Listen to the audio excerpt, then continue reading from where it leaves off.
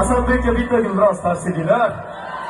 Bu sahnaga chiqib buncha odamning oldida aytish to'g'risi o'zim ham boshqa hayajonlanib, endi o'zimga keldim. Sizga gap yo'q edi. Rahmat. Salomat bo'ling. Endi